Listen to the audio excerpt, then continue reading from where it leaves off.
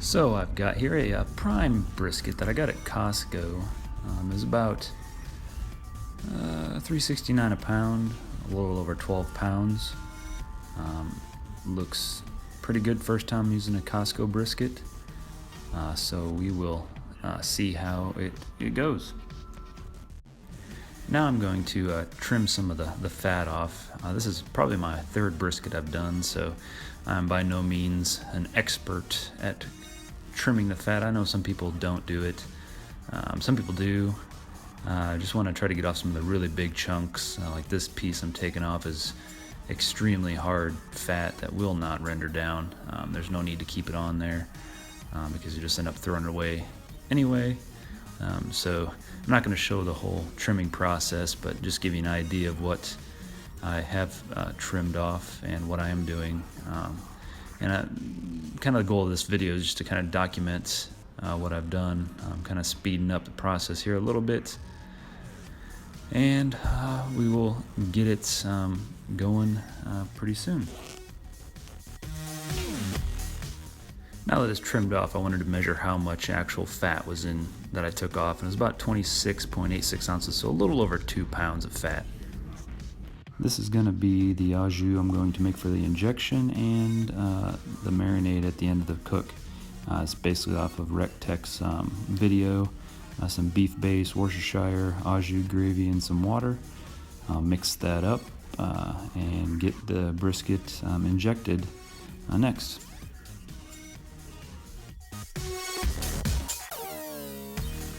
Now that we got the injection made, we're going to go ahead and inject the brisket. First time I've injected a brisket, so I'll show a little bit of it here, but overall I'm just trying to get it all around the brisket. I know some shot out at me, but that's okay. And we will get this done and move on to the seasoning, which is next.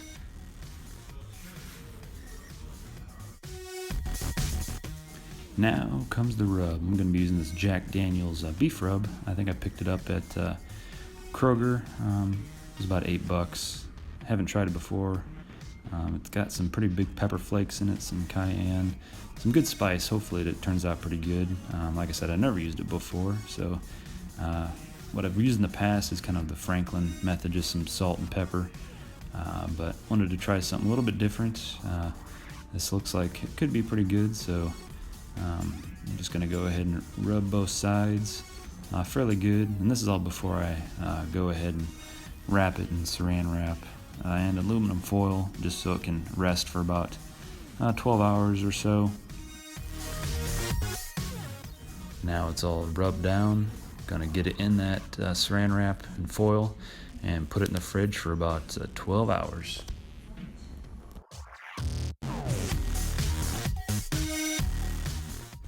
Alright, it's been about 12 hours.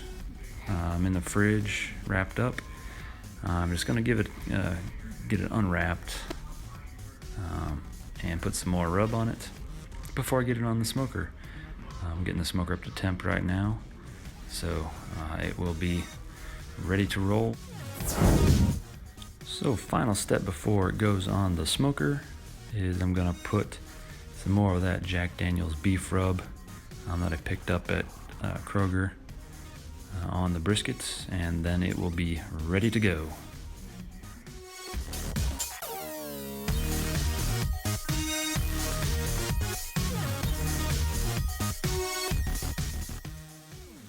Alright, it's about 12:08 a.m. I'm getting ready to put the brisket on. It's too dark outside, obviously, to see me do it. So I'm going to set it 225 and let it ride overnight. My goal is to serve it for dinner this evening, so Saturday evening. So we'll see how long this takes. I'll catch you in the morning. Alright, it's the morning time, 7:10 a.m. I'm going to give it a check and see how it did overnight for those 7 hours.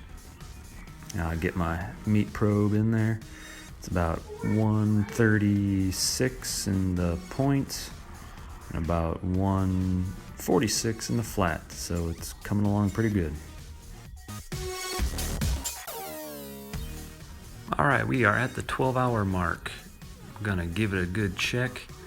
The point looks like about 147 and a half, and the flat about 150.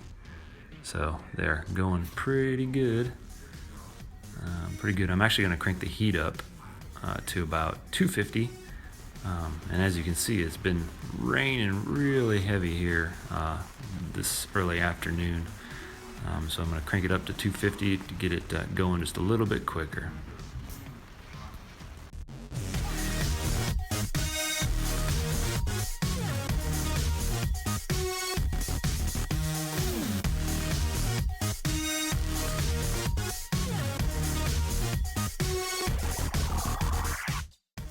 All right, now comes the payoff.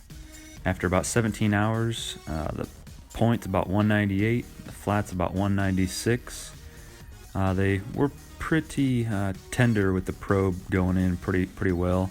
I could have probably waited a little bit longer, but I had some hungry guests that wanted to eat, and I wanted to give it a little time to rest. So I was kind of forced to pull it off. But it was still pretty much ready to go. So I wanted to make burnt ends with this, so I decided to take the point off pretty much right away, and then let the flat rest while I was doing some burnt ends with the point.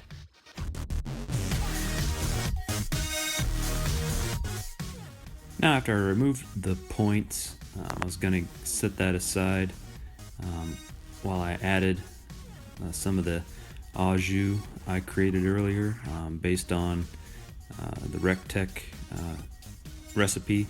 I had it heated on the stove just to get it up to temperature of the brisket so it wouldn't cool it too quick, and also kill some of the germs, because I did use it for injection and didn't want to use the cold au jus. So I wrapped it up, put it in the oven just to let it rest in there while I sliced up the point. I'm not going to show the entire slicing. I probably should have done the burn ends a little bit smaller chunks, cubes, but like I said, this is kind of the first time I've done it, so I will know better next time. After I got done cubing up the point, I put it in a couple pans, put some sauce on it, and put it back out on the TEC while I took the flat that was resting and getting ready to slice. It actually turned out pretty well. Kept the au jus separate for some dipping if anybody wanted that.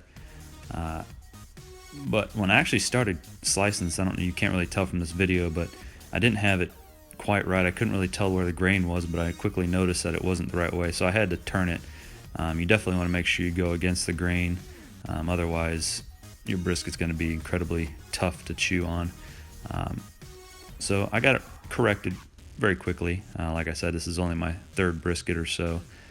So I wanted to make sure it was good, got it sliced up, and finally I'll show you the finished product. And I wanted to give a shout out to TEC for making this possible. Until next time.